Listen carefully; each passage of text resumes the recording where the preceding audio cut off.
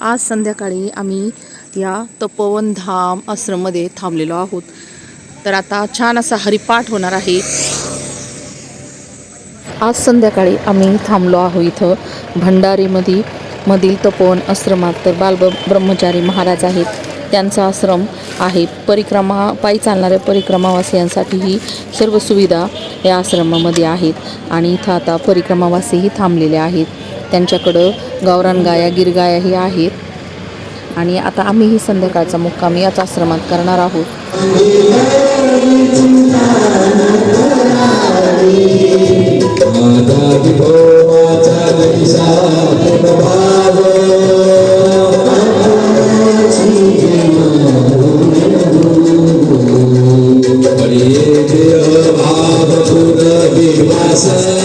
सबिंदु सिंधु शुष्कलत्तरंग भंग रंजितम द्विषत्सु पाप जात जात कारिवारि संयुतम कृतांत दूत काल भूत भीतिहारि वर्मदे त्वदीय पाद पंकजं नमामि देवी नर्मदे त्वदंबुलीन दीनमीन दिव्य संप्रदायकं कलोमलोग भारहारि सर्वतीर्थनायकं सुमच्छ कच्छ नक्र चक्र चक्रवाक शर्मदे त्वदीय पाद पंकजं नमामि देवी नर्मदे महागभीर नीरपूर पापधूत भूतलं ध्वनत् समस्त पातकारि दारितापदाचलं जगल्लये महाभये मृकुण्ड सूनु हर्म्यदे त्वदीय पाद पंकजं नमामि देवी नर्मदे।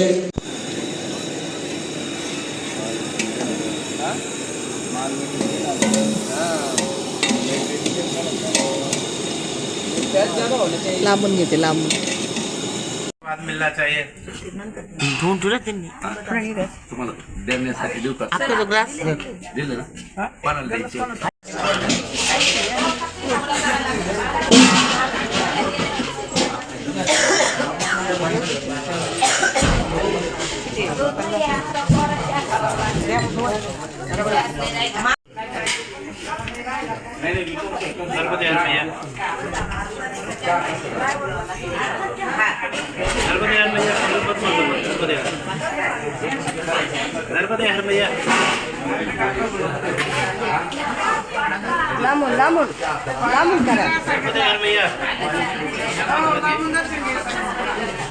जीवन आहे। स्वतःनी या संपूर्ण जागेमध्ये या आश्रमाची निर्मिती केलेली आहे आणि विशेष म्हणजे तुम्हाला किती या जागेतली प्रसन्नता पहा, या जागेतली ऊर्जा पहा कशी अतिशय पवित्र अशी जागा ऊर्जा या जागेमध्ये ऐका हो बंद करा 2 मिनिटं इकडे ऐका। आणि आपण आल्यापासून स्वतः या आश्रमाचे सर्व आहेत, महामंडलेश्वर आहेत आणि एवढं सर्व असताना आपलं स्वामी पण महामंडले पण बाजूला ठेवून एका सेवकासारखी सर्वांची सेवा या ठिकाणी ते करतायत। येणाऱ्या पायी परिक्रमावासी असू द्या, सायकलवर परिक्रमा करणारे असू द्या, मोटरसायकलवर परिक्रमा करणारे असू द्या किंवा बसनी परिक्रमा करणारे असू द्या, इथं आले थांबतात आणि त्यांची सर्वांची सेवा करतात। मग हे संपूर्ण आश्रम चालवण्यासाठी हो दुसरा काय कुठून मार्ग नसतो। इथे गोशाळा आहे, त्यांची 4-5 सुंदर गायी आहेत, लहान मोठ्या 8-10 रणनीतीची 8-10 आता गायी आहेत छोट्या मोठ्या आणि एवढी गोशाळेची पण सेवा आणि परिक्रमावासींची सेवा ते करतात। आपल्याला राहण्याकरता छान त्यांनी आश्रय दिला, साऱ्या व्यवस्था पण आपल्याला दिल्या, लाईटचा विचार केला नाही, पाण्याचा विचार केला नाही। आम्हाला रात्री दूध पण त्यांनी स्वतःच हे करून दिलं, आम्हाला कॉट गाडी टाकून स्वतःच दिली, आपली सर्वांची सेवा त्यांनी केली।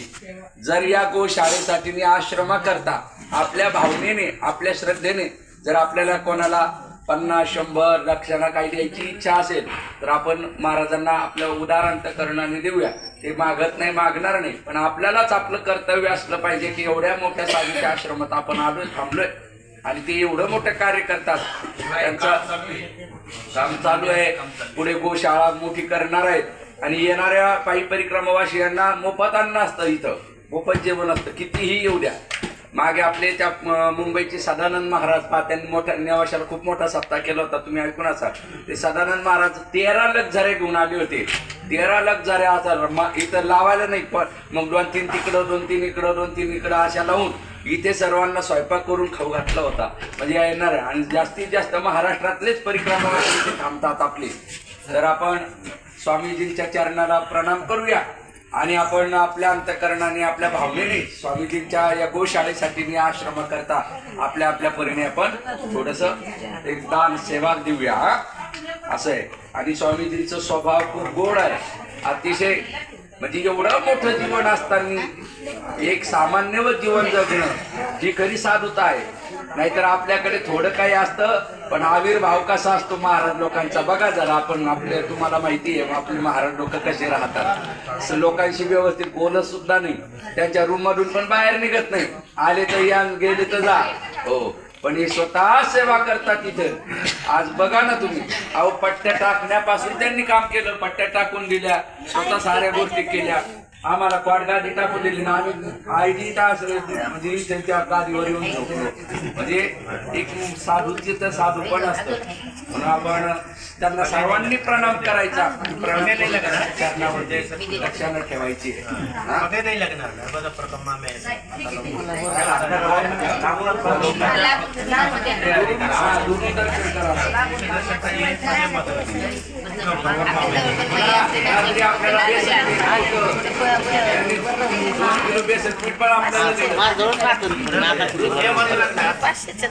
मला सुट्टी